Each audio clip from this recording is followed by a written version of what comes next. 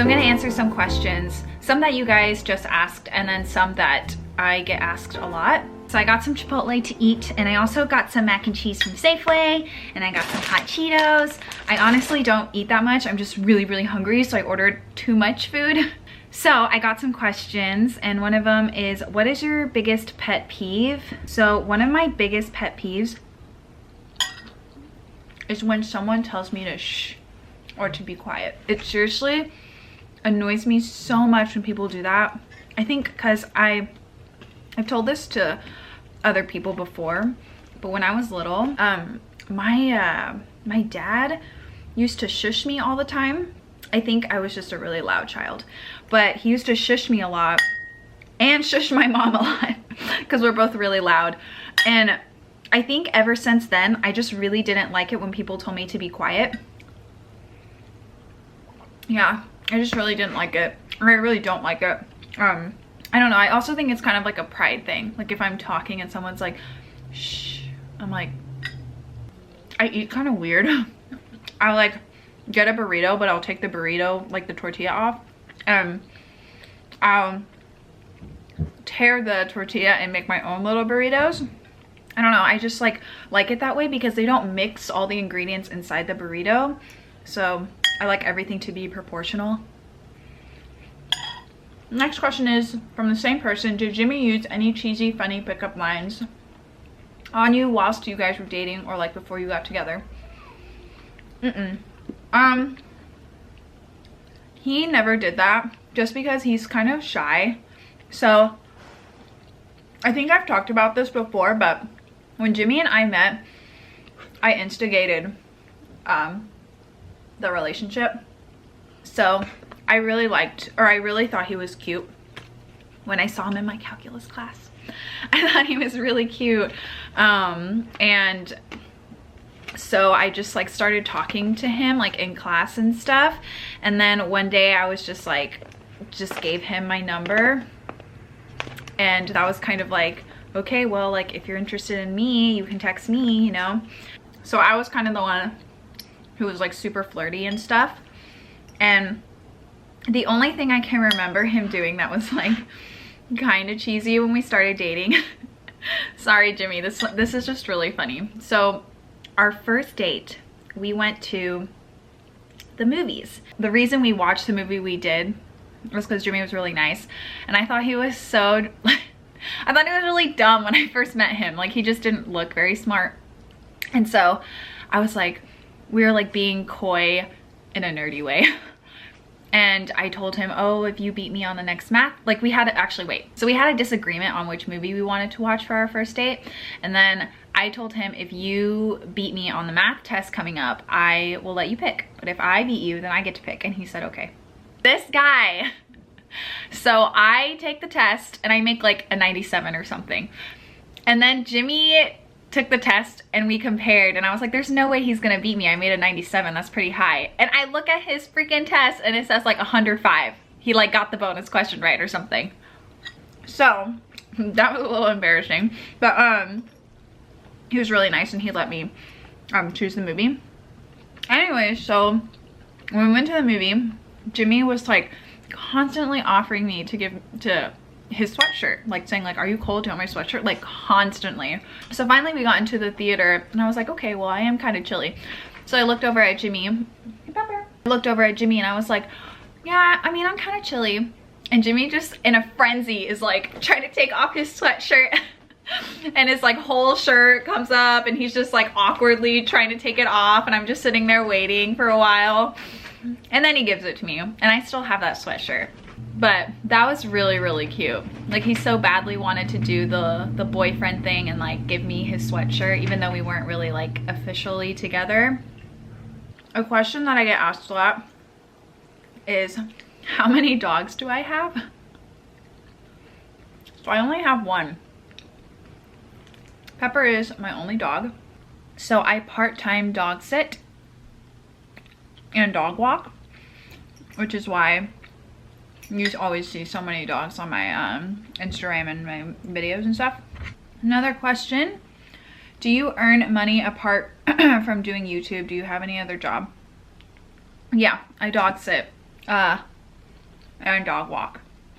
So this is kind of a sensitive topic for me, which is why I don't really talk about it, like how I earn money enough to live in SF and everything. And if maybe one day I feel comfortable like talking about it, I will, but right now I don't really feel confident about talking about it. So we will save that question for a later time. Another question that I get asked a lot is, where do I watch my anime and my Korean dramas? So for my anime, my sister has a Crunchyroll account that she shares with me. So I use Crunchyroll. And then for my Korean dramas, I use Viki. And I pay $10 a month for that, I think. I really like using Viki because they have a lot of Korean dramas on there. And I don't have to like wait for commercials or anything. It doesn't lag ever. I just really like it. I actually was just watching Chicago Typewriter. You guys actually were the ones who recommended it to me. I'm gonna eat some hot Cheetos. Don't judge me. I'm gonna pour this in my Chipotle bowl.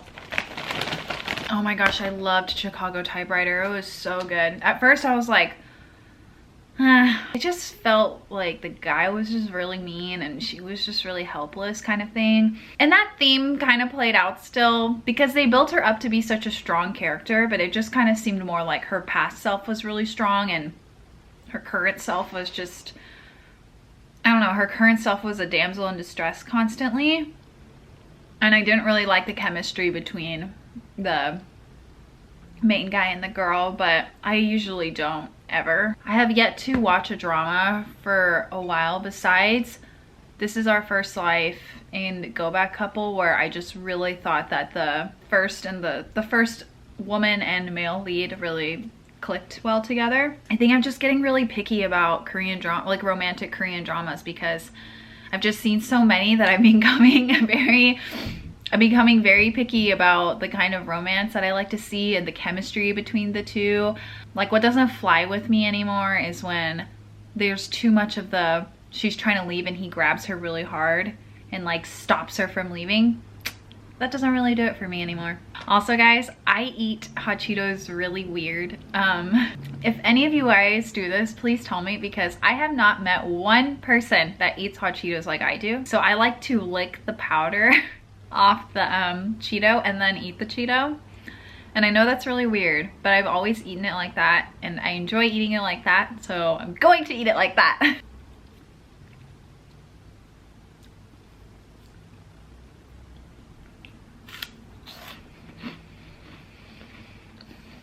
I haven't had a hot Cheetos in so long. This is going to be the last question, but it is, what inspired you to start YouTube? And I think I've answered this before, but what inspired me was, so I hadn't really been watching YouTube in college very much, but it wasn't until I decided to drop pre-med that I was really I was really sad and very, very lost, because literally high school to junior year of college, the end of junior year in college, all I thought about was, okay, I need to become a doctor, I need to like make money, I need to pay off my debt, I need to take care of my parents, blah, blah, blah. And I told you guys before that I was really doing it for my parents, and it was like my parents' pride and joy that I was a hard worker, got good grades, was pre-med. So whenever, it's hard for me to talk about sometimes because I know that my parents are probably still disappointed about that. So whenever I didn't end up pursuing pre-med, I was really just very lost. So I started watching like a lot of YouTube and stuff randomly. I had so much free time because I wasn't studying for the MCAT anymore. And I stumbled upon Karen's videos. I am Karen now, and she just had this heart-to-heart where she was kind of in the same space I was, where she was very lost and confused, didn't know what to do. And so she started her channel. Now I was thinking, I really love fashion, but I didn't really know like how to express it and how to get creative with it. So I was just like, I'm just gonna do what she did and I'm gonna start a channel.